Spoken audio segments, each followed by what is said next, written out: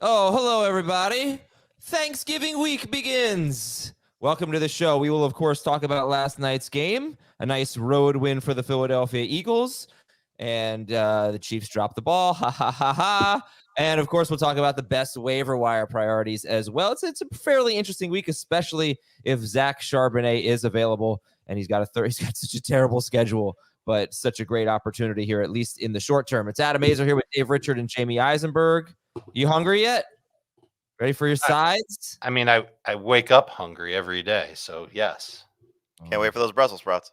Corn souffle week, baby. I can't wait. I'm going to make it. It's going to be great.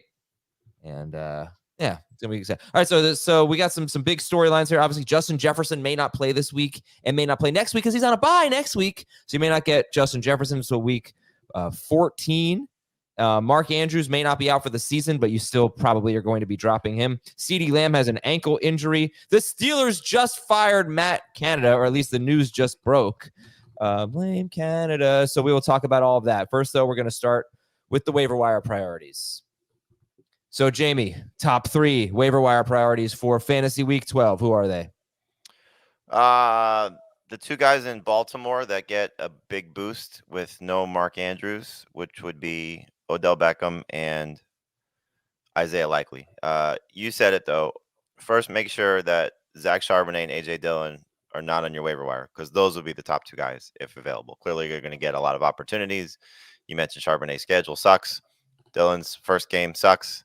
Probably second game sucks, too. Detroit and Kansas City back-to-back, so not ideal for him either. But still, opportunity for those 2 guys to be starting running backs is huge. But otherwise, it would be the 2 Baltimore guys as the top 2 guys to go get. And then I'll put Jaden Reed third, just because of what he's done lately as what seemingly feels like the best receiver in Green Bay. All right, Dave, how you feeling about that?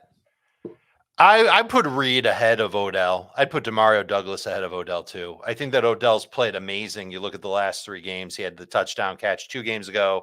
He had another touchdown 3 games ago, and then last week 4 catches for 116 yards. He's getting deep throws from Lamar Jackson. Obviously, the target share should go up, but I just feel like there's a little bit more there with Reed and Douglas from week to week. And on top of that, Odell still has his bye in week 13. And that's one of the things that I'm going through when I look at the waivers this week is, do I need somebody for week 13? And if I do need somebody for week 13, I want to know who they're playing in week 13 because there are going to be 6 teams on by then. I think I'm going to end up going with those 3 receivers as my top 3, though I obviously agree. If Zach Charbonnet's there and if A.J. Dillon's there, you use those guys, use your waiver priority on them first, the receivers after that. And there's a guy who's 66% rostered who's coming off a bye and 2 terrible games before that in which he was hurt, very hurt for both games, and that's Josh Downs. And I wonder if Josh Downs is in that same Charbonnet-Dillon discussion. Yes, if we're talking above our threshold, my top 3 would be the 2 running backs and Josh Downs. Okay. Because Charbonnet and Downs are like right there, just above the 65% threshold. They're in the 66 to 67% roster range. A.J. Dillon, I think, is 78% or something like that, 76% rostered. But we should probably spend a little bit more time on Dillon and Charbonnet, right? Because are you going to be comfortable starting them this week? They're both playing on Thursday.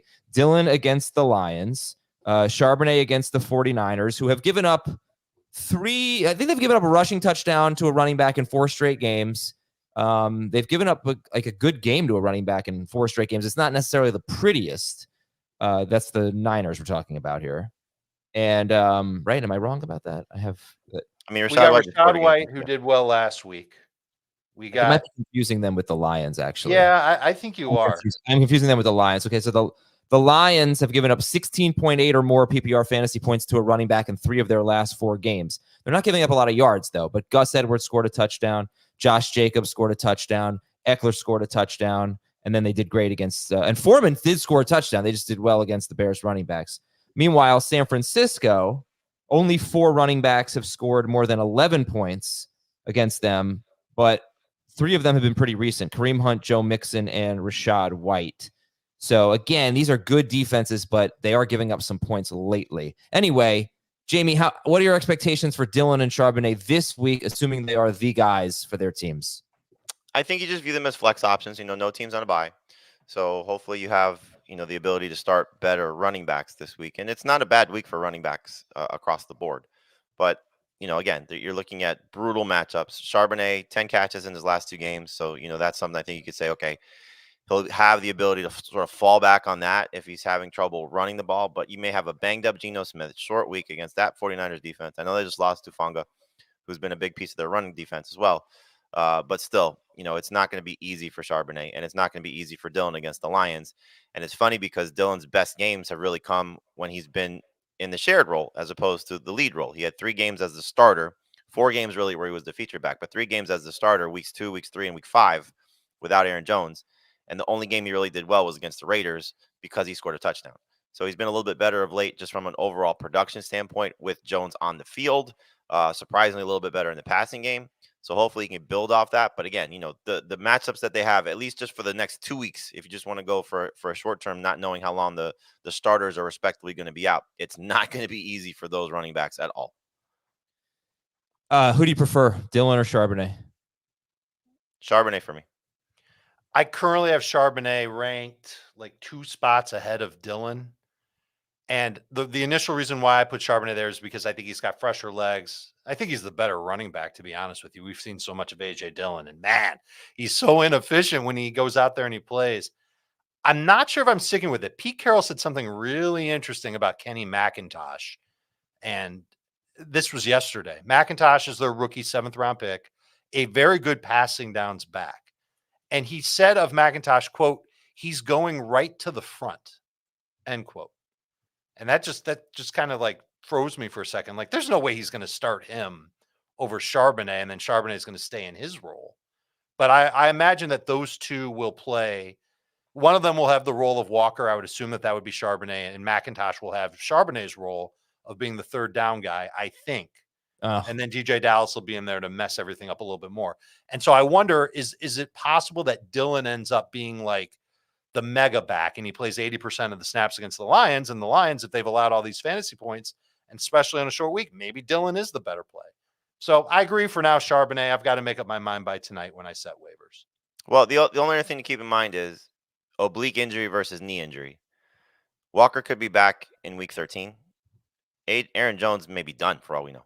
So until we get some sort of definitive answer, you're looking at Thursday, probably both guys being out, the starters, because of short week. But long term, Aaron Jones, they said his ACL was intact, but who knows how long this could be, impactful for him. Whereas we saw an oblique injury earlier this season with Christian McCaffrey, and he played the next week. So just keep that in mind. Were you asking me, Adam, about this week or rest of season? I was asking this week, but I guess what rest of season? Oh, rest of season, it's Dylan because of what Jamie just said. Okay. I was taking it for this week. So we haven't talked about any quarterbacks yet, and we will. We'll talk about FAB if you still have some left. I mean, are Charbonnet and Dylan break the bank guys? We'll get to that. But here's one more guy. He's kind of a sleeper, but I actually feel pretty good about him. So I'm hoping I get a little support here. All right. Robert Woods. He had 8 targets. A couple weeks ago, I think he stepped out of the back of the end zone and had a touchdown nullified. It's true. I feel like he's gonna, Dave. I feel like he's gonna have a big game. Robert Woods. Are you gonna be put any? Am I gonna be the only one putting claims in for him? I think he's going to fly under the radar compared to the other wide receivers that we talked about already. Early game of the week. The Jags and the Texans. I don't care about Robert Woods. Game of the week. Hey! This is Dave's only show this week. That was very good. Well done. I just want to say I don't really care. I could see some appeal to Robert Woods, but that was just a game. No, you can't. He has 1 catch in 2 of his last 3 games. Thank you for indulging me, though, and giving like a little bit of an explanation. So I really didn't want to just say, "Are you serious?" and make fun of you for it. I tried to make it sound serious. All right, and you weren't serious at all. He's very proud of himself. He texted me that one last night. When I talk about Robert Woods, don't say anything.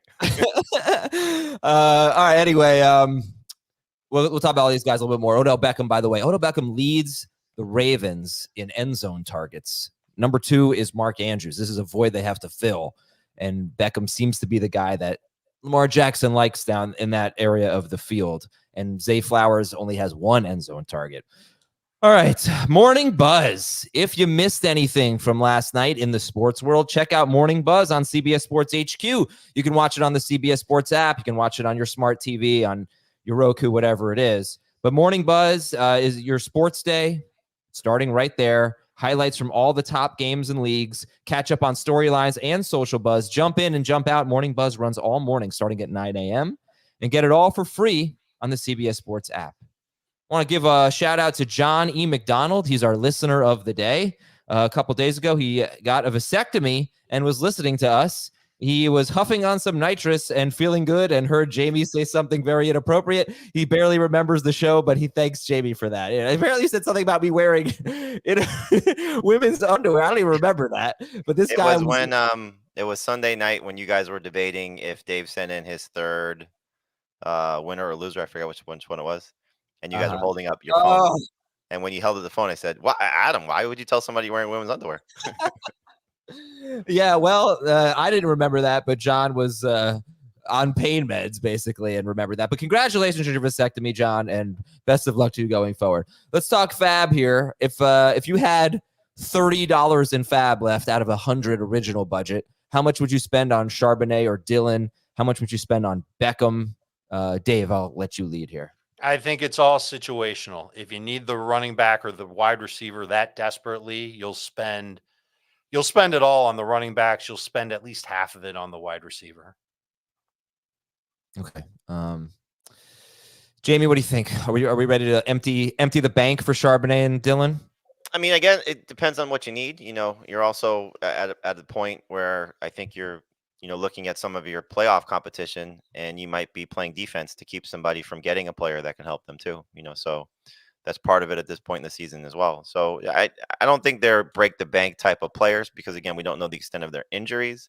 But if you are stuck and you need somebody for week 12, despite the bad matchups, it could still be somebody that you want to put on your roster. Here's the other thing. Like, don't you want to save some of your FAB if you can help it for the playoff run in case you need somebody off waivers? Yeah, for sure. Right. So that's the difference between, all right, I've got 8 wins. I should be good to go for the playoffs. I shouldn't overspend for anybody versus a team that's got 5 wins. You don't want to suffer a 7th loss. You've got to go for it. I'll spend now and worry about the playoff ad drops later.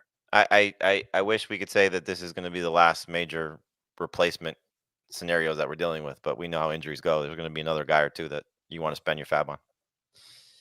Yeah. How much do you think you spend on Likely, who has like 3 targets in 2 games without Mark Andrews? I mean, when we get to the tight end list, you'll see how bad it is. So, when you're talking about upside and potential and possibilities and all those things, like that's what you're hoping for. You just mentioned Andrews second on the team in red zone targets. We know that he's been very good, but we've seen a couple of instances this season when Andrews hasn't been there, that Likely just was not the same type of player that he was in previous years in a different offense, maybe just being a different player. So, there's a lot of downside here as well. So just keep that in mind also. Oh, yeah. Well, right. So last year, the appeal to Likely is that last year he played 3 games without Andrews, that 2 games that Andrews did not play and 1 game where Andrews left after just a few snaps. And he had 2 100-yard games. And in the other game, he caught a touchdown against the Saints, who were basically the best against tight ends. So he was awesome. This year, he's played 2 games without Andrews, including last week when Andrews barely played. And he has 1 catch on 3 targets for 4 yards. Last year, they did not have Zay Flowers and Odell Beckham. They had nothing, so he was the only guy. But you would still think he'd get more than 1 or 2 targets. And we know he's a talented, exciting player if he can get the ball in his hands. Well, I mean, look, we're sitting here saying also Odell Beckham. We don't know how bad the shoulder injury is too. Supposedly fine. But yeah, right. When a guy does, he did the post-game interview on Amazon Prime, so I was like, he's probably fine. And John Harbaugh usually when you talk after the game. Yeah, I mean, they were up big in the game, and he was, handshaking, high-fiving after the game as well. So yeah, but you're right. And just, I think this has already been said, but one other thing to think about with the Ravens, if you want to add them and you're not necessarily going to make the playoffs, they have a bye next week. So you are getting them for the Chargers this week, which is great. But if you're like, oh, I need to win both of my next 2 games, you're going to have to do that without any Raven that you add this week in week 13. Okay, news and notes. So Mark Andrews may not be out for the season, but are you guys comfortable dropping him? He's not playing in the fantasy season. I mean, that's more of a playoff thing, I would imagine. Okay. CD Lamb has an ankle injury. We're thinking he'll be okay, but it is a Thursday game against Washington. Oh my gosh, he's going to destroy Washington. Please, you have to be okay, CD Lamb. Justin, I mean, is Dak Prescott your number one quarterback this week? I think he's two for me. Two, yeah. Behind Hurts. Allen's one. Allen. Hurts is one for me. Justin Jefferson is questionable. So they play Monday night against the Bears, which is actually a game I'm really looking forward to for some reason. And he may not play, and then they have their bye week. So it's been a long time since we've had Justin Jefferson. Hopefully he's back this week. Pittsburgh fired Matt Canada. Jamie, what do you think the fantasy impact is of this one? I mean, I gave you George Pickens as a drop candidate. I took him off the list, just to see what happens now with a change of coordinator. Hopefully it's a better play from Kenny Pickett. That would be the best thing, because clearly you've seen what this offense looks like. And, kudos to Mike Tomlin to finally realizing that this is the decision that should have come, years ago. A year ago. But it's, Najee Harris complaining, Deontay Johnson biting his tongue basically and not saying probably what he wanted to say in two of the interviews, at least that I saw. So, it's overdue. And, it's really a credit to him, the defense, and how just this whole franchise has operated, that they've been able to overcome such poor offensive play and still be in playoff contention. But, you hope the best is yet to come, and that there's a lot of production left on the table, because there's a lot of great players here. Really, if Kenny Pickett can get his act together, what Deontay Johnson has been, what George Pickens can be and has shown us at times, hopefully Pat Freiermuth as well. And then just kind of continue to get some quality production out of the running backs, because they've been pretty good over the last month. Okay. And Geno Smith is looking good actually for Thursday, which is a little surprising to me, but it looks like he'll be able to play. We're going to break down all those games tomorrow, all the Thanksgiving games we'll do on tomorrow's show. Derek Carr is still in the concussion protocol. So whoever the Saints starting quarterback is going to be fairly appealing in fantasy this week against the Falcons on the road, but it could be Jameis Winston. We don't know if it's Carr yet. Cleveland signed Joe Flacco to the practice squad, and do you anticipate he will be their starting quarterback at some point this season? Probably so. Agreed. All right. Let's see. The Patriots have not decided on a starting quarterback yet, or at least they haven't named a starting quarterback at the Giants this week. The Falcons are going back to Desmond Tommy Ridder. DeVito the best quarterback in that game? They're going to win again. They're going to win again. Unreal. They don't even know how to tank. They don't need to. They've got DeVito. Tim Boyle is going to start for the Jets. Trevor Siemian, second string. Zach Wilson, third string. Good or bad for Breece Hall and Garrett Wilson? It can't be worse. I mean, it can be worse. Unfortunately. This guy's has like 120 pass attempts in his career, 9 interceptions, 3 touchdowns, 3 starts, 0-3 in those starts, 5.1 yards per attempt, if I remember the tweet correctly. And why not at least see what you have with Trevor Siemian, who at least has won a football game as a starter before? That's what frustrates me of all, is that they have a guy who might actually be like competent at completing a pass of 10 yards. Yeah. I don't even know if Tim Boyle is that guy. Ken Walker, oblique. Aaron Jones, knee. Kyron Williams is going to play this week. Devon Achane, though, do we know anything? What's the latest on Achane? Mike McDaniel was as vague as you could possibly get with his answer on Monday. I would probably guess that they don't play him because of what they would like to probably have for him down the stretch, that he came back one game and couldn't make it through the game. So short week, why would you risk it? I know it's a division game, and obviously they want to beat the Jets, but still, I don't know if he's the difference maker in this game. Right. And even if he is activated, do you expect him to get his normal workload? Do you expect him to even play 25 snaps, which is what I was thinking? I bet they baby him when they bring him back, especially if they do it on, like Jamie said, a short week. So wouldn't love Achane that much, even if he did play. I do like Raheem Mostert a hell of a lot. Okay, Chuba Hubbard's fine. Sorry, Deontay Foreman, though. He got hurt in the third quarter, and we'll see if he's able to make it back for Monday night at Minnesota. Cooper Kupp going to be questionable for this week. Probably not a long-term injury. That's the great news, but Thursday game against San Francisco for Cooper Kupp. Wait, is that the Thursday Sunday game? against Arizona? Sorry. I have the wrong schedule for him. Sorry, Sunday against Arizona. Luke Musgrave was listed as a did not practice, not sounding the alarm yet on that. Dawson Knox not yet ready to return to practice, and Joey Bosa is going to go on IR for the Chargers. Other defensive news, that's actually not a given. He's going to miss some time, likely to go on IR for the Chargers. Joey Bosa. Boy, I think their defense is going to struggle now. Washington linebacker Ife Odaba is out for the season. Cleveland safety Rodney McLeod is out for the season, and linebacker Anthony Walker left in the first half. Devondre Campbell for the Packers. He may not play this week at Detroit. Keep an eye on that one. Yeah, he's the linchpin for that run defense, it seems. And the Bills, yeah, you're right. And the Bills defensive backfield got incredibly hurt. 3 players left with an injury. 2 of them in the concussion protocol. The other one, Taylor Rapp, who was carted off, has the best chance. I don't know. He has a chance to play this week at Philadelphia.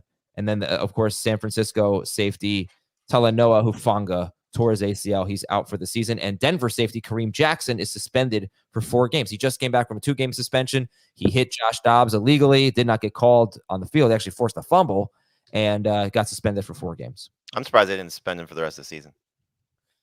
Yeah, I mean, this guy, the reason he just keeps getting suspended because he keeps on doing it.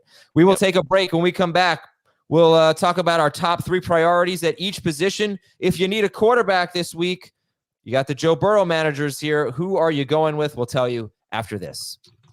Join us for Match Day 5 in Miami. Good to have you with us. All the way from England, baby! And go inside the Champions League with the most entertaining team in the game.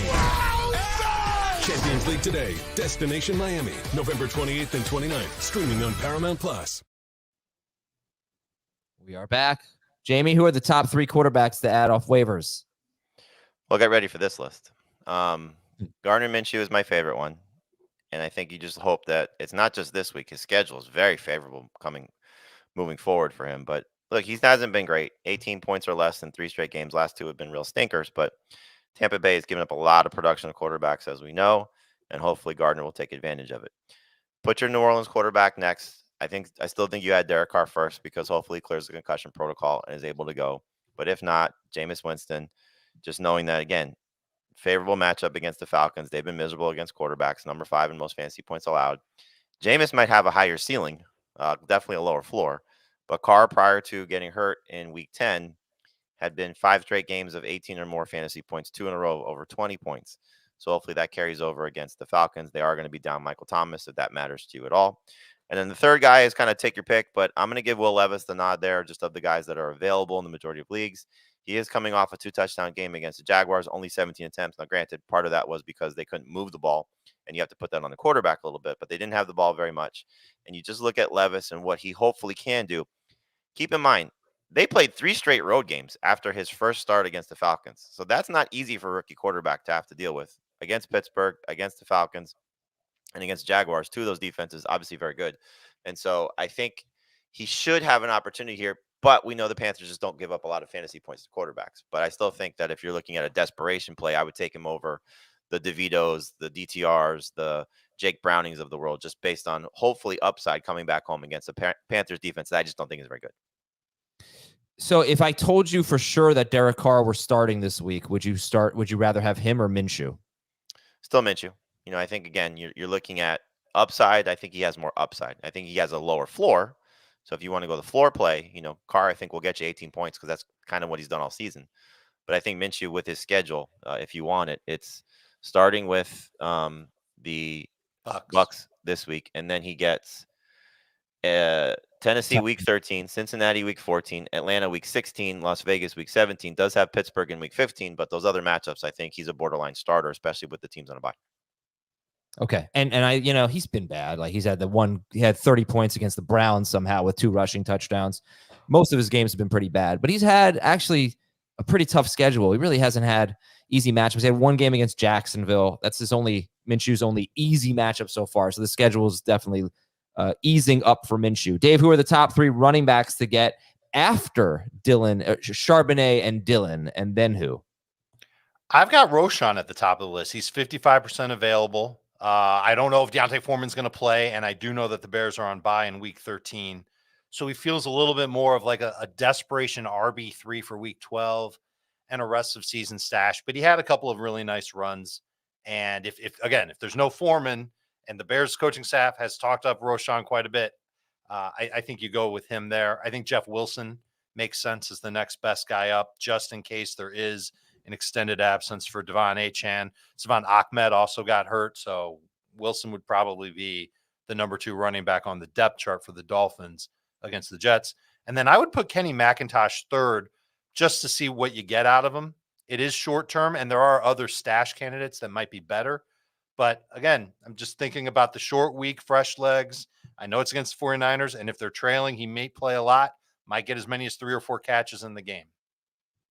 I think if you need somebody for this week, aside from the Charbonnet and Dillon, look at Ezekiel Elliott. I know it's gross, but the Giants' run defense clearly not as formidable as it has been. And you're talking about a guy that's coming off a 13 carry game. Last time we saw him, 3 of his last 5, 9 PPR points or more. You know the Patriots are going to run the ball because of their quarterback situation. So I would go Wilson 1, Roschon 2, and then Zeke 3.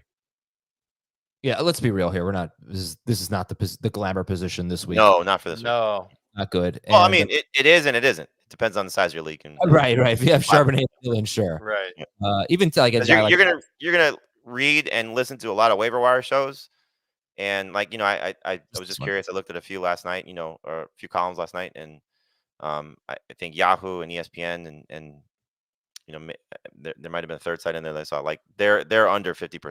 Charbonnet for sure is under 50% roster. Yeah, right, exactly. So, man, if you really don't think Charbonnet is going to have that passing downs role, I know he's got 10 catches in his last 2 games, but for the season, the Seahawks throw the 8th fewest passes to running backs. Last year, I think the 7th fewest. So this is not something they do.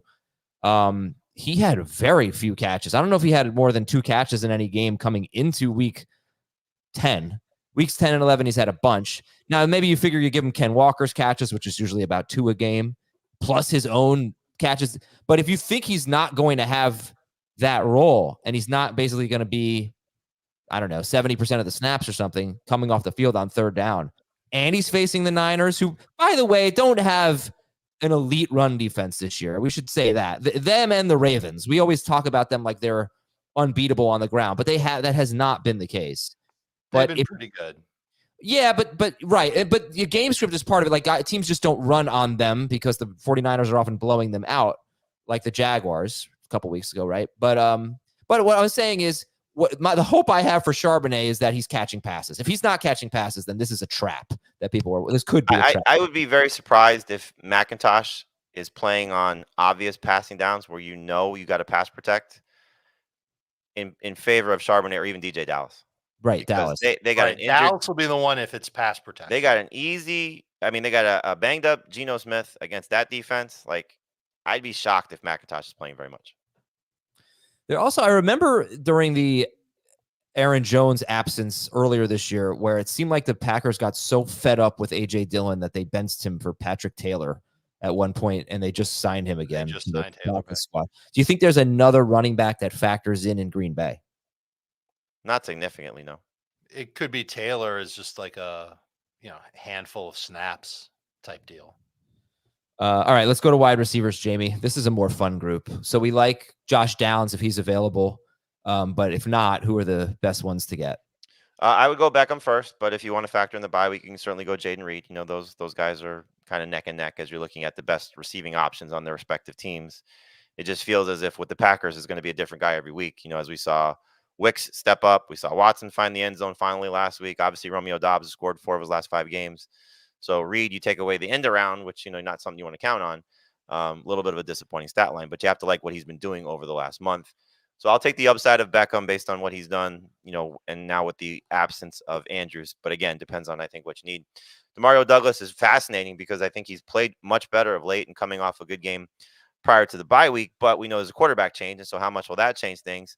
Plus, will Devontae Parker's return, as much as that sounds gross, impact Demario Douglas and what he can do moving forward? But I still think he's third.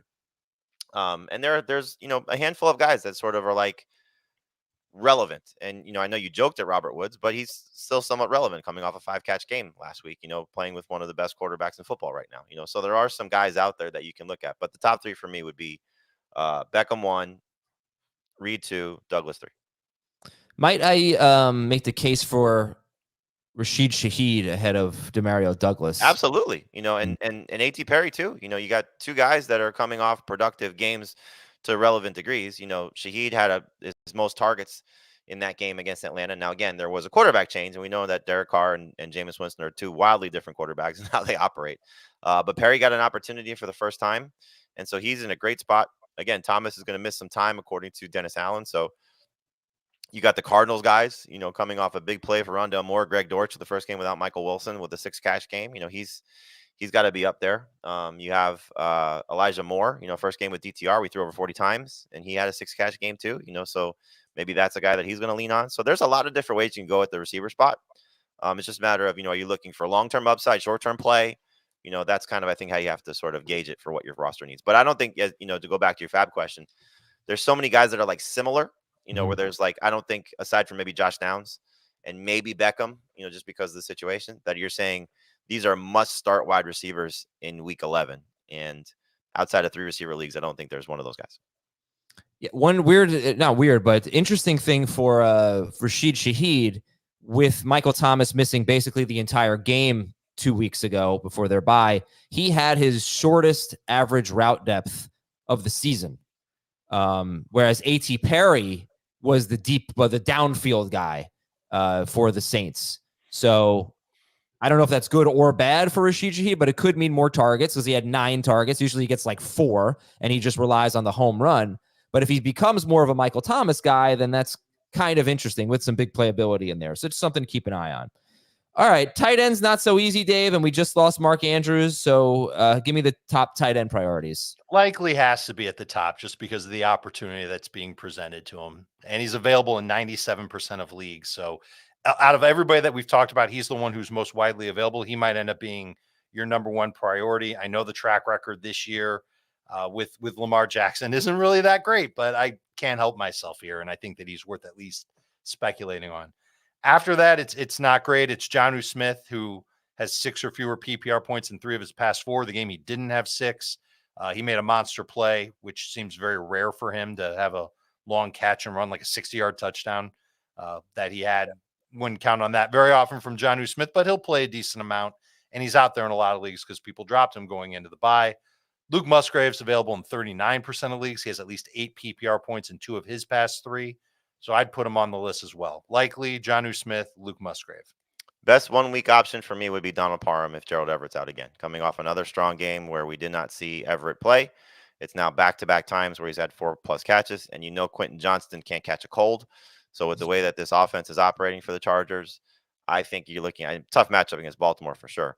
But Parham right now is probably their 3rd best pass catcher. And so 1-week replacement, I will take Parham over the field. Long-term, I would take Likely. And then one more receiver just to bring up his name because of the injury, because we saw it earlier this season. Tutu Atwell obviously had a great start to the season without Cooper Kupp on the field with Matthew Stafford. If Kupp is going to miss any significant amount of time, I think you put Atwell in the mix also. Atwell scored more than 15 fantasy points in 3 of 4 games and had 8 to 9 targets in every game without Cooper Kupp. Problem with the Rams right now is they're just not throwing the ball much. I mean, it's like 31 or fewer passes in 4 straight games. Remember at the beginning of the year, they were throwing the ball a ton. I don't know what the heck that's all about. It's not like their running game has been so good. So I'd like to see Matthew Stafford. But it could be now. Right. Here comes Kyron Williams. But the ironic part is when Williams was healthy, they were throwing the ball. They were running a lot of plays is really what happened. I think their play volume has probably gone down significantly. I'll recap here. Quarterbacks to get are Minshew, Saints quarterbacks, Will Levis, running backs, Roshan Johnson and Jeff Wilson. I'd also say that Savon Ahmed, if he's not hurt, is clearly ahead of Jeff Wilson. I mean, I think you have to come to that conclusion. Well, So- Mike McDaniel talked about this, and he said the reason that Ahmed was up and Wilson was not was because of special teams. And so that factors into it also. So, he said it was a numbers thing. He said they prefer to carry 5 wide receivers as opposed to 4 running backs. And so I think that was part of it. So I would imagine that if Wilson is up and active, he will have more touches than Ahmed will. Well, we've seen it. I mean, we've seen Mostert, Ahmed, and Jeff Wilson, and basically it's been all Mostert, when it's been in that situation. Okay, so Roshan, Wilson, and I'll throw Antonio Gibson. Just keep an eye on him because he was listed as limited on Monday. They didn't actually practice. They play on Thursday. I guess I wouldn't expect him to go. Oh my God. There is a huge spider 2 inches away from my face. Oh man, is that terrifying. Wow. Let's see it. Away. Oh my God. I did not like that at all. Anyway. Wow. When yeah, you say huge spider, are we talking the size of like a nickel, a quarter? A quarter at least. Like a wow, huge. $50. I mean, Ah, don't you okay, think though, wow, like, wow. in there, like a small thought in the back of your mind, like let it bite you and see if you become Spider-Man? No, I don't want to You be do have a Spider-Man. Peter Parker vibe to you. Wide receivers, Odell Beckham, You remember Jaden that happened Reed. to me last year, Dave, on the set? When you got bit by a spider? No, there was a spider crawling around. No. There's a funny clip, but I'll send it to you. Yeah, I You did guys not were like watching me like slide my chair on as I was talking. You're like, what's going on? There was a spider like crawling around the desk right in front of me. Beckham, Jaden Reed, Demario Douglas at wide receiver. We also think Rashid Shaheed and Tutu Atwell maybe have some value. Isaiah Likely, Jonnu Smith, Luke Musgrave at tight end, Donald Parham. Hope you gotta kind of hope that Gerald Everett doesn't play, but he's been good in 2 games in that scenario. DSTs, Jamie. It's actually a pretty good week for DSTs. I have 5. I didn't list the 6th one, which could be the Titans because of playing the Panthers, but you have to be a little bit risky to trust them. I wonder if the Bengals are still a good matchup because of the coordinator change, but you look at the Bengals, you look at the Broncos, how they've been playing, and they get DTR. The Saints, I just think based on Desmond Ridder and how he's looked so far this season, I know no Marshawn Lattimore most likely, but Saints defense has been good. Patriots get the Giants, and the Giants get the Patriots. So if you want to see what's going to be a low-scoring game, get ready to watch that one. What's the rostership of the Dolphins? Oh, it's pretty low, right? Way too high. Yeah, way too high. If they're out there, make them the priority. Yep, obviously. 100%. I mean, the Patriots, I actually think the Giants might score some points, maybe, but the sacks, it's just the sacks. Like the Commanders didn't play well defensively, but they had Patriots pass rush 7, isn't that great. 8, but you don't have to be against the Giants. 7, 8 sacks, something like that against DeVito, who definitely has struggles with that. I mean, he takes a lot of sacks. Kickers. Kickers for this week, you get Young Shui Koo off a bye, so that's always good. He's dropped in a lot of leagues. Jake Moody bounced back. Put the Shui in there. Just Young Wei. Young Wei.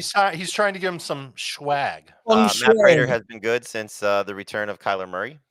Blake Group has had a solid season. And then I'll go back to Matt Amendola. I know he was bad last week, but I think it's going to be a high-scoring game in the game of the – well, no, you jinxed it. So forget Matt Amendola. I did not pick Chiefs Eagles, so you can't blame me for that. Dave, you down with IDP? Yeah, you know me. Defensive line, DJ Wanham has been a name we've talked about all year. He's still putting up moderate production, available in about 80% of leagues. Yaya Diaby isn't a name that I just made up. That's an actual person. He had a huge game last week. I think he stays in the rotation for Tampa Bay. Moving on to linebackers, Ernest Jones for the Rams. He's back. Jalen Phillips for the Dolphins against those Jets. He's actually had some good tackle numbers for an edge linebacker, and he's got potential for at least 1 sack a game. That's exactly what he's done in 4 straight games. David Mayo, break out the coffee, put in the Mayo. Huge game last week, 6 total tackles, 2 sacks, but I think he can actually improve his tackle production as long as he stays as a primary part of the Commanders' defense. And then in the secondary, Nate Hobbs in Las Vegas. Jordan, what's a battle for the Cincinnati Bengals? Got a lot of playing time last week. I think that continues. And with Kareem Jackson out for 4 games, if he's healthy, PJ Locke for the Denver Broncos is someone that's worth taking a look at. You said Justin Simmons last week, and it was a great call. He's on fire. Zach Cunningham. You didn't say him, did you? I did not. What's his roster? Okay, go ahead. 14% rostered. He had 8 tackles against Dallas, 6 last night, and an assisted tackle and a pass defense. Yeah, so he's basically out there basically, he's filling in for Nakobe Dean for the Eagles. And what about Landon Roberts? Did you say him? I didn't say him, but he had a great game. It's just a question of whether or not he stays in that role for the Steelers. Well, they're down Holcomb and Alexander. Right, but they just re-signed Miles Jack, and who knows if they're going to go back to him. Yeah, we clearly know that Mike Tomlin loves to trust the names that he knows. Can I tell you what just happened to me? I don't know if you saw my reaction earlier. There was a spider the size of a quarter threatening your life. There was only one league that I didn't check my score in because I just assumed I lost. But I was like, you know what? I may have had a shot. And it was me versus Dave in IDP. And I went to go see how some of the IDPs went. If Devontae Smith scored a touchdown instead of being tackled at the 1, I would have won. I lost by 5 points. Oh, I had Devontae Smith and a couple of IDPs going into Monday night, and I almost won. I would have gone to 5-6. I would have been on a 4-game winning streak, I think, because I was horrible. But now it's over. Now I'm 4-7. I had 3 brutal losses this week. One where I lost by a point on Cortland Sutton's last touchdown for the Broncos. I lost by 6. Had Patrick Mahomes hit MVS, I would have won that game with Mahomes. And I lost to the Burrow Andrews manager, where I needed 12 points last night from AJ Brown and Harrison Butker, and didn't get it. Who was that manager? More upset about the. That was George Donato. Oh, I thought it was me. I thought that happened in one of the games we played. No. Never mind. Yeah, the Vikings also lost on the Cortland Sutton touchdown, and the Chiefs also lost on the MVS drop. Yes, I shared that with them. When we come back, we still have to talk about our shallow leagues and our deep leagues. So we'll take a break. We'll be right back with more on fantasy football today. The Scudetto, where the soul of Italy meets the pinnacle of calcio. Catch Serie A on CBS Sports Network and streaming live on Paramount Plus. Who are the shallow league guys that we don't talk all that much about on this show, but other shows might, 10-team leagues and whatnot. Who are the shallow league players to follow? No, to get follow them on Twitter to get this week, Jamie. Yeah, I wouldn't say other shows. I would say look at other leagues. That these may be relevant players. You want to start with quarterback? Well, I think obviously Charbonnet and Dillon we've talked about enough, but yeah, sure. Every other position, go for it. Yeah, again, if we're talking availability, the top 3 guys should be in whatever order you want to put them in. But Charbonnet, Dillon, and Josh Downs would be the top 3 for me. If we're going to quarterback, Jordan Love, I know he's been at his best surprisingly when he's had Aaron Jones, but he's coming off his career high passing yards game with 322. He's going to be throwing a lot against the Lions, I would presume, because of how that game should unfold. So not a top 12 quarterback, but certainly somebody in deeper leagues you can point to and say can help you. And then I know Baker Mayfield's coming off a stinker and not the easiest of matchups against the Colts, but still, he's going to be in the mix. Prior to that game against the 49ers, he had been 23 or more points in 3 straight games. So I think you can look at him too. I would go Love. I would go Minshew. I go Love, Minshew, Baker, if you're looking at 3 guys that are available in those type of leagues. Running back, again, the top 2 guys I think are obvious. And then once you get past Charbonnet and Dillon, Ty Chandler played very well. Now, take away the 31-yard punt fake. His rushing numbers don't look as good. So it's really 9 carries for about 40 yards, but 4 catches, and played, I think, 31% of the snaps. So going to be involved as a second guy. So looked the part and actually looked better than anything I think Cam Akers did this season with the Vikings as the number 2 guy there. Did you notice that Madison's playing time went up after he fumbled?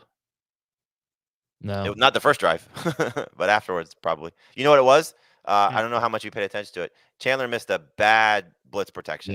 Yeah, and the next drive, Chandler was right back in. I'm assuming Madison was right back in. Mm-hmm. So that's probably what it was. Chandler can't do that yet. So Jones is the favorite of the wide receiver spot, and he's the lowest rostered of the shallow league guys. But Romeo Doubs has scored a touchdown 4 of his last 5. Jackson Smith and the Jigba, I still want to roster him. I know it's been a couple of who's games, the favorite at wide receiver? I'm sorry? Who's the top wide receiver? Josh Downs. Oh, I thought you said Jones. You said Jones. You kind of combine Jones, it would be. Yeah. Josh Downs. Downs Yeah. is my favorite of the shallow wide receivers, of all the receivers available. So go make sure Josh Downs is not on your waiver wire. Then Romeo Doubs. Then Jackson Smith and the Jigba and Jahan Dotson. So you look at those guys, and depending on how you want to view them, the thing that's interesting about Dotson is he scored after Curtis Samuel was ejected. And we saw the game prior to that when Samuel was there, he had a dud. But I think you're going to see Sam Howell back to 50 attempts, depending on how much they have the ball against the Cowboys. So that should hopefully help Dotson if you are looking for a number 3 receiver. And just in terms of Smith and the Jigba, I know he's coming off a bad game. He had, I think it was like a 31-yard catch that he almost got his feet in on the sidelines against the Rams. That would have made his stat line probably in the 11-point range. He finished with 7. So 7 PPR points. So would have been 4 of his last 5 or 11 PPR points. And we know he's an injury away from being a superstar. At the tight end spot, you're looking at, sorry, I just got to get to the numbers there. Logan Thomas. David Njoku for sure. 81% roster, so still available in a lot of leagues. 15 targets. We know he's just been very consistent, really since week 4 on. Dallas Goedert, if you want to roster him, just the fact that they didn't put him on IR is a promising sign. So maybe he comes back to help you in the fantasy playoffs. And then Logan Thomas, as Dave mentioned, 73%, just continues to be a consistent 9 to 11 PPR type of guy without a touchdown. And again, they're going to be throwing a lot. Okay. So, Dave, we were rolling in the deep. Let's start a quarterback where it's pathetic. It's Desmond Ridder, who's available in 89% of leagues. And Tommy, don't call me Danny DeVito, available in 93% of leagues. Agree or disagree, Adam? DeVito had a couple of really good throws against the Commanders. Yeah, in italics, against the Commanders. The guys were wide open. But no, he did. I mean, the touchdown to Barkley, Yeah. the first one, he did have some good throws. I thought both touchdowns for Barkley were good. Obviously, the deeper one was better. There was a slant and a tight window to Slayton, I think it was, that really impressed me. Yeah, the offensive line is terrible, and he's holding the ball a little bit. But I think there might be something there with him. Give him like the little bit of the Tyson Bagent treatment where he ends up being a good backup quarterback and maybe a decent starter the rest of the year when the matchups are good. I think this matchup is okay against New England. By the way, if you've got Josh Allen, Lamar Jackson, Josh Dobbs, or Justin Fields on your fantasy team, you're going to need a quarterback in week 13 because they're not playing. And Minshew's a great one at Tennessee. Whoever's starting for New Orleans against Detroit would be next best. Bryce Young, Will Levis, also 2 quarterbacks that you could get for the bye week replacement if you don't have one already. All right. Just had to get that PSA out there. Deep dashes at running back, McIntosh, 99% available. You'll find him. You'll find Jeff Wilson, 76% available. Rico Dowdle is still a stash. He's 53% available. What are we doing with Leonard Fournette? 68% still out there. Hasn't played yet for Buffalo. Oh, they found their guy, Ty Johnson. It might be Ty Johnson, which means what's Leonard Fournette doing there? Oh, he's dropping. Maybe a low end guy. And I think Dearness Johnson is the handcuff to he definitely is. Yep. ETN at this point. Yeah, Bigsby didn't play until the game was out of hand. Yeah, that 4th down catch that he had, that was a huge play for Jacksonville. He looked pretty good. So I might get him if I've got ETN just to lock that up. And then standard weekly mention of Jerick McKinnon continues to play in goal-to-go situations and 3rd downs for Kansas City. Always ends up being a factor late in the season for the Chiefs. Wide receiver, Odell's available in 64% of leagues, so he actually crosses both ideals as a must-add receiver, both in regular leagues and deep leagues. A.T. Perry, Jamie mentioned him. If Michael Thomas is out, that's the big physical perimeter type of receiver that the Saints can use again, give them more targets than they did last week. Stash guys, this is in addition to a lot of the names that Jamie said. Stash guys, Jameson Williams, 61% available. All these guys, 80% plus. Zay Jones, Khalil Shakir, Wan'Dale Robinson. And if you've got the space, Jalen Guyton, because if he comes back, the Chargers are in desperate need of help in their passing game. Tight end likely is available in 97% of leagues. So is Tanner Hudson, who has at least 8.5 PPR points in each of his past 3 games. Easy short area target for Jake Browning to lean on. And Michael Mayer, 8.6 PPR points or more in each of his past 2 games. Looks like he's going to be a regular part of the Raiders offense moving forward. I would throw Jake Browning in there. I know he didn't throw the ball very well against Baltimore. It was against Baltimore, thrust into the lineup after Burrow's injury, and the schedule is not easy. But you put all that talent around any quarterback, hopefully he can fall into some good production. And he ran for 40 yards. And then Greg Dortch had a big game with Kyler Murray. And if Michael Wilson's going to miss any time, 6 catches, hard to overlook. He's outproducing Marquise Brown, which sucks. Yeah. All right. Those are some good deep league targets there. Finally, we get to talk about Philadelphia and Kansas City. Philadelphia 21, Kansas Justin City. Watson's another deep league guy. I know he dropped everything, but he also caught a touchdown and got 10 targets. Let's just blame it on the rain. So I did a... Holmes blamed it on himself, like a great teammate that he is. Oh, yeah. Come on. He made 2 unreal throws on that final possession. Dropped by MVS, dropped by Justin Watson. I mean, the 4th down one was ridiculous, but... yeah, that was a tough catch, but still, he's got to catch it. If they meet, yeah, it was a good play by Slay. If they meet again in the Super Bowl, who wins, Eagles or Chiefs? And 56% say the Eagles right now. But any fantasy takeaways from this one, Dave Richard? You can't look at Mahomes and say that he's the best or even the second best or even the third best fantasy quarterback rest of season. So that's the first thing. And it's not because of anything he's doing. You talked about it. He made some unreal throws. He's a sicko. But his receiving core is clearly letting him down. I don't know who they can. I don't know what it's going to take for Rashee Rice to get double-digit targets in a game. So that's the first thing that they should do is get Rice more involved because he seems to be their most reliable receiver, as pathetic as that sounds. And the other thing is that Kelsey just doesn't look as like, I don't think he's moving as well as he has earlier in his career. We're all still going to start him. We're also going to expect good things from him. But I wonder how his efficiency ranks now compared to this point last year and maybe the year before, where he's just it's father time, maybe catching up to him. Maybe he's playing hurt. I know he limped off at one point in the game last night. He came back in. But I think this passing offense, this might be the worst it's been for Mahomes in his career. Yeah. I would, yeah, oh yeah, for sure. I mean, it's weird. It cannot be because they don't have Juju Smith-Schuster. That cannot be the whole thing. It's like how much worse is this receiving core this year than it was a year ago? That's the funny thing. I think you're right about the Kelsey factor. He's just been playing hurt all year. Yeah, and which sucks. We want him to play great. I started this in week 2 when I watched what happened to Calvin Ridley. He got absolutely erased by L'Jarius Sneed, who also in that game made a great play on Trevor Lawrence when Lawrence was trying to score a rushing touchdown. L'Jarius Sneed should be an all-pro cornerback this year. I know he's got the most penalties among all corners, but this guy is shutting receivers down on a weekly basis. Great receivers, and it was A.J. Brown's turn on this one. So you don't worry about Brown. He'll be awesome. Smith obviously benefited from it. Like I said last night on F15.5, this was an exciting game, intriguing game, two great teams. I don't know that there was a ton to take away from a fantasy perspective here, but would you drop Rashee Rice for Odell Beckham? For Odell Beckham? No.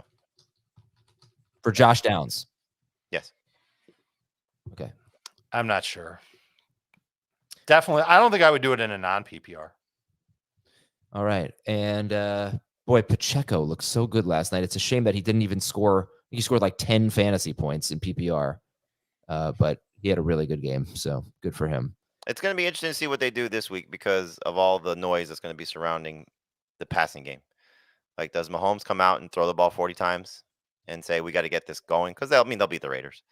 You know, does it go back to, okay, this is what our identity is now is, you know, we're a run and defense team with, you know, our greatest player, the greatest quarterback in the league handcuffed because of what the offense looks like. You know, I mean, he'll get a touchdown or two. It's fascinating. I think it's the first part. It's the former. I think he comes out and like, we got to quiet the noise. I got to get these receivers going. If we got to win the game 10-7 just because we're not scoring, but we got to try. Good luck. All right. Drop-o-meter real quick here. Drop Sam Howell, 0 to 10 at Dallas. 0. Jacoby Myers, 95% rostered. Chiefs and then a bye. 22. It's an 8 in non-PPR. It's like a 5 in full PPR. About Darrell Henderson. He got 10 catches in 4 starts with 8 no-runs. Yeah. Darrell Henderson and Royce Freeman. I would probably not drop them Tuesday or Wednesday unless you're desperate to add something to your team. Freeman more droppable than Henderson because I think Henderson will have a role in the passing game more so than Freeman will. So just wait and see because we know how this goes. I know Sean McVay said they expect him back, and that's probably how you just approach it. But you know, just in case, as we saw with the Bears situation, where they didn't activate Khalil Herbert right away, if Kyren Williams doesn't come back, you like to have those guys on your team. It's yet another case where they're droppable, but it doesn't mean that you should drop them. If they're the last guy on your bench and you need to make a move, then yes, you can let them go. Okay. Same thing for Jacoby Myers. So running through the waiver wire one last time here, and we'll give you players to drop within this segment here. Jordan Love would be number 1, then Minshew, then Mayfield, right? If they're all available. You can go Minshew or Love are sort of interchangeable to me. I'd put Mayfield ahead of Minshew. Okay. And then Matthew Stafford is another option, but I don't think you're going to want to start him necessarily if Cooper Kupp doesn't play. But at Arizona, maybe something there. Derek Carr, we like the Saints guys, and Will Levis, and then Dorian Thompson-Robinson. Like if you're in a super flex league, you should be looking at Joe Flacco. There's a chance that you get a quarterback. I don't know if you're going to want to start him. There's a handful of guys clearly because of new starters, and it's clearly various degrees in what your expectations are. But Tommy DeVito, we've said a few times over the last few weeks, he's only 7% rostered. Obviously, Jake Browning walks into a good situation. Whether he takes advantage of it or not, that remains to be seen. Bailey Zappi may now be the starter for the Patriots. That could be 10 or 15. That could be 15 points. In a good week. Boyle, could be 12 points. So if you're desperate, again, there are options, and Jameis clearly, in Superflex and 2 QB leagues where you might have the ability to find some starters. So who's your favorite from that group? Of the crap group? Yeah. I would take the upside of Browning just because of the offense he plays in. Like DTR could get replaced clearly in a week. Yeah. Zappi's no guarantee to start. Obviously, Jameis no guarantee to start. DeVito's looked good, but that was against the Commanders. So how much do you want to buy stock into that? So you tell me Bengals starter. Again, you're hoping for upside. All right. Plus, I think people will go after Browning for the reasons that you laid out, Jamie, and they won't go after Ritter or DeVito quite as fast. So if you get Browning and he ends up being terrible, you should be able to find somebody who's not like totally awful. Well, these are all guys who are totally awful, but someone that might be able to get you like 12 fantasy points on the waiver wire after you sour on Browning. Okay, guys. Running backs. So, okay. Charbonnet and Dillon. Ty Chandler is also one to pick up. We always say Tajay Spears. We know the potential he has if there's an injury. This is not a good running back week with Jeff Wilson, Roshan Johnson, Ezekiel Elliott, Samaje Perine, and then a bunch of handcuffs. I'm really Perine's interesting. 7 catches last week.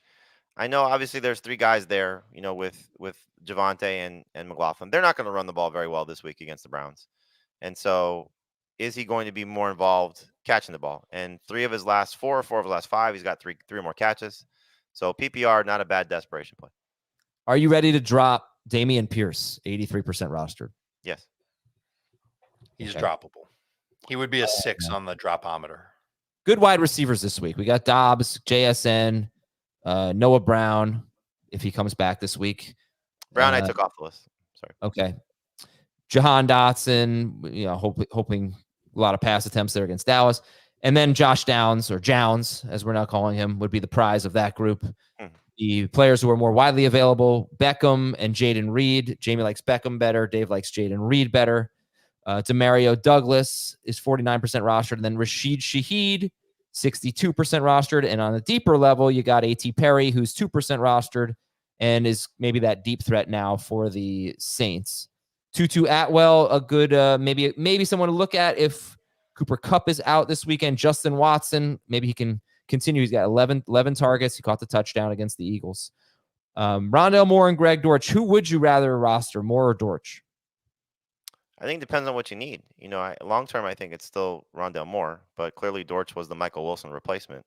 And don't forget about Michael Wilson too, if you're just looking long term, because he'll get the role back more so than Dortch will. Dortch will go back to being a bench guy or even inactive. So I would say if you're looking long term, it's Moore. If you're looking short term, it's Dortch, just in case Wilson's out. All right, Khalil Shakir. That's how you say that name. Robert Woods. Inside. Robert Woods, Elijah Moore. And then any interest in Jameson Williams? No. Just as maybe a bye week guy. Maybe he plays New Orleans in week 13, so it's not like he's a great bye week replacement guy. He's fast. He's got talent. He gets some opportunities, just not a lot of them. He's not anywhere close to the top of this list, but he is on the stash list. Yeah, apparently his involvement is going up lately, as Jacob Gibbs outlined yesterday. Tight end Njoku, Logan Thomas are in the shallow leagues. Dallas Goedert is someone you can stash. But Isaiah Likely might be your favorite, unless if we knew Gerald Everett were out, then you'd go with maybe Donald Parham, who had 4 catches for 57 yards. And his other game without Gerald Everett, he had 4 for 43 and a touchdown on 5 targets. He gets Baltimore this week. And Baltimore's only given up 1 touchdown to tight ends, but they're not unbeatable. they've given up some, solid games to tight ends. Jonnu Smith, Cade Otton. Otton, this is a guy, if you're really in tight end hell right now, you lost Andrews. In 3 of his last 4 games, he has 8.7 to 9.3 fantasy points.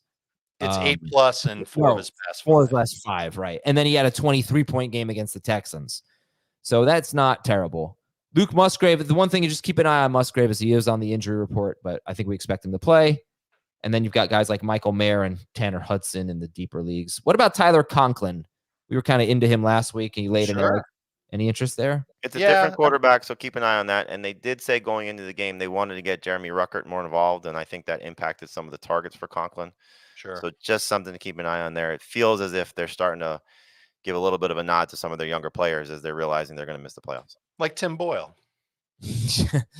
Well, I mean, if their options are Tim Boyle or Trevor Siemian, they both suck. Yeah. Bengals. I don't know. I'm not really feeling the Bengals. DST. They're not good. You watch the Steelers offense play? I mean, I know there's a change, so we'll see, but I'd much rather have the Broncos against the Browns. yeah, that's fine. You got to figure the Browns running game could be pretty good, though, in that game. Saints at the Falcons. Remember, the Saints don't have Marshawn Lattimore. Patriots at the Giants. Has Desmond Ridder, though. Yeah, Giants against the Patriots. And kickers, Younghoe Koo, Jake Moody, Matt Prater, Blake Grupe, Matt Amendola. And that is it for the waiver wire. Thank you, guys. Dave, have an amazing week and a great Thanksgiving, sir. Happy Thanksgiving, y'all. And we have... Adam, don't move. The spider is No, right don't even... that's not funny. Not funny. And we have a pretty normal week, except the Thursday episode we're going to probably record on Wednesday night. But other than that, it's a typical week for us here at Fantasy Football Today. We hope that you hang out with us and tune in. I know people are traveling, so hopefully we can get you through your travels with some fun podcasting. Have a great day, everybody. See you later.